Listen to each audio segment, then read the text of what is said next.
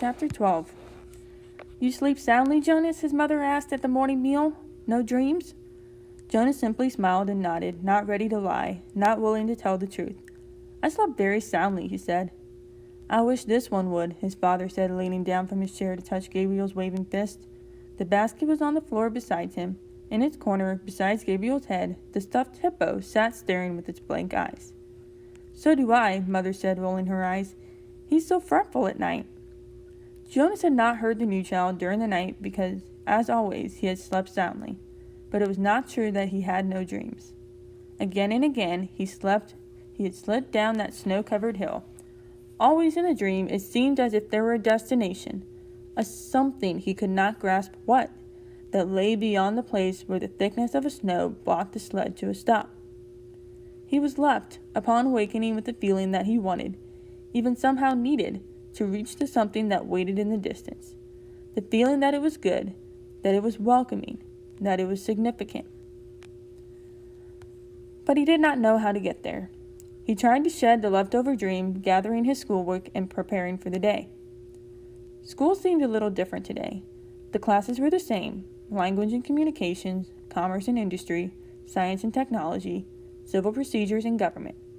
But during the breaks for recreation periods and the midday meal, the other new 12s were abuzz with descriptions of their first day of training.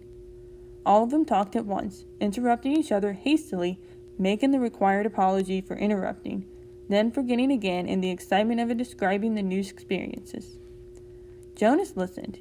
He was very aware of his own admonition not to discuss his training, but it would have been impossible anyway. There was no way to describe to his friends what he had experienced there in the annex room. How could you describe a sled without describing a hill and snow? How could you describe a hill and snow to someone who had never felt height or wind or that feathery magical cold?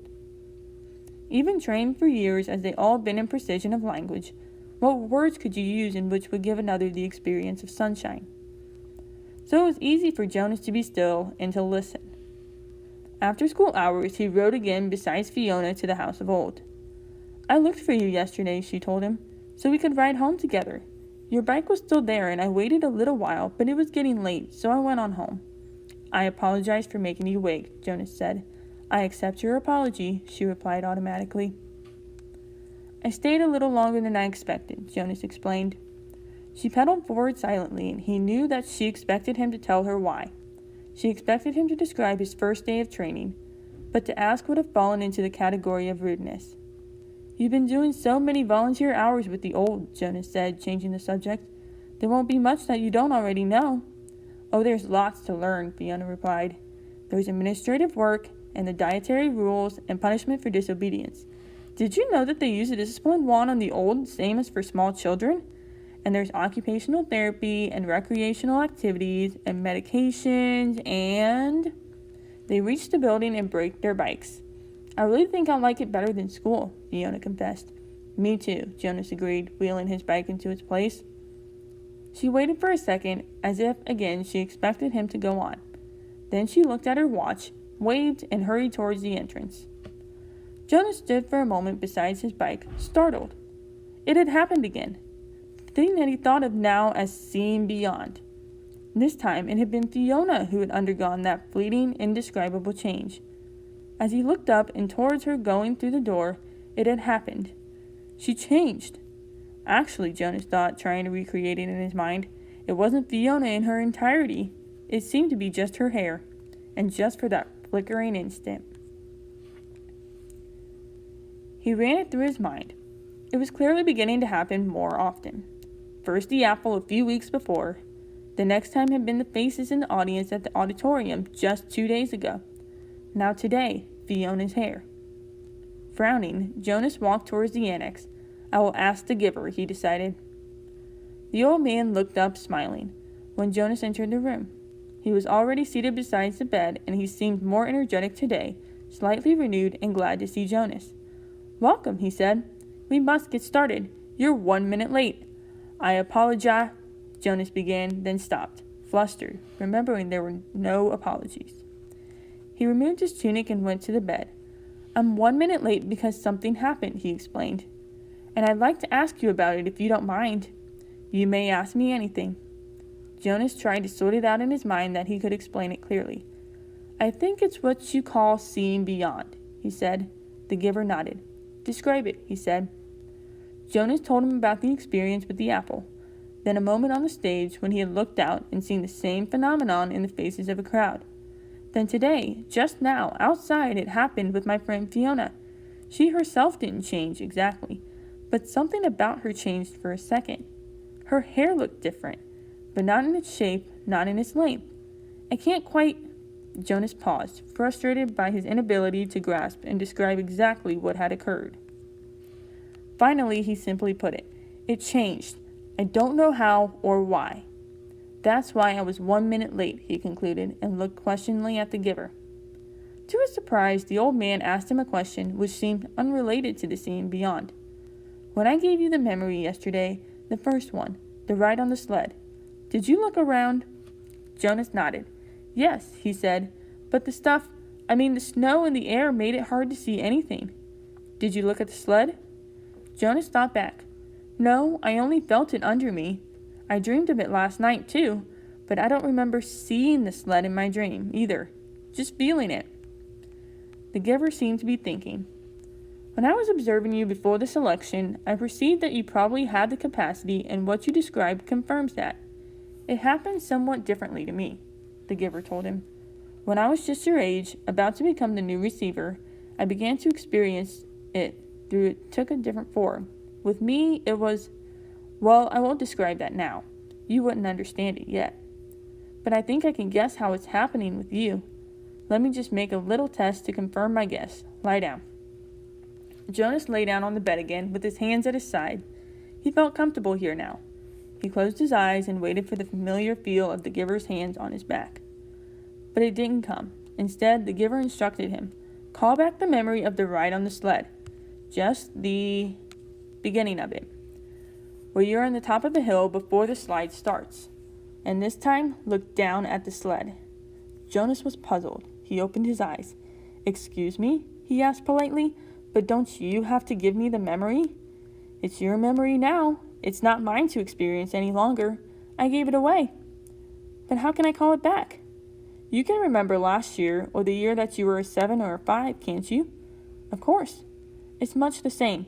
Everyone in the community has one generation memories like those. But now you will be able to go back farther. Try. Just concentrate.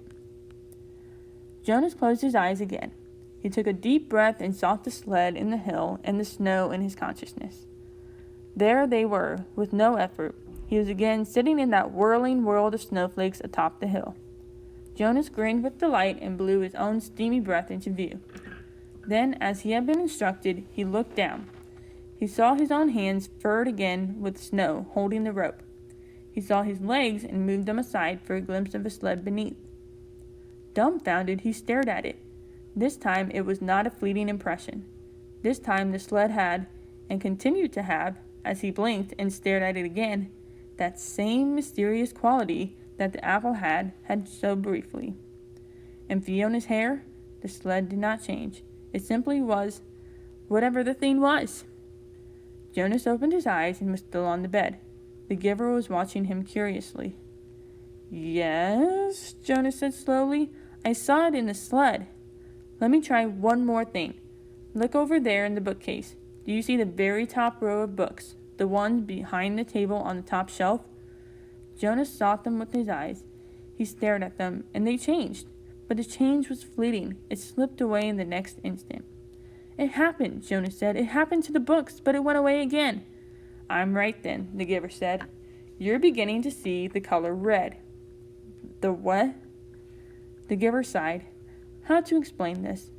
Once, back in the time of the memories, everything had a shape and size, the way things still do, but they also had a quality called color. There were a lot of colors, and one of them was called red. That's the one you were starting to see. Your friend Fiona has red hair. Quite distinctive, actually. I've noticed it before. When you mentioned Fiona's hair, it was the clue that told me you were probably beginning to see the color red. And the faces of people? The one I saw at the ceremony? The giver shook his head. No, flesh isn't red, but it has red tones in it.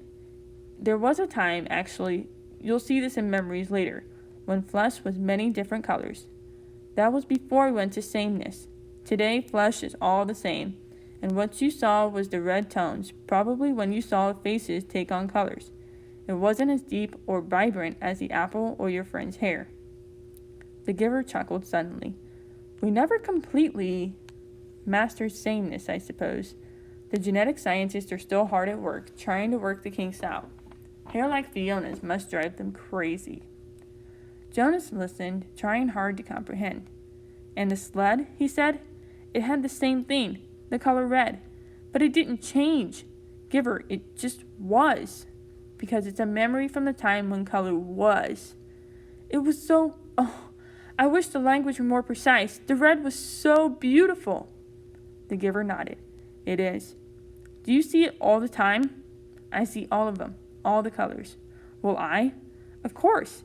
When you receive the memories, you have the capacity to see beyond. You'll gain wisdom then, along with the colors, and lots more.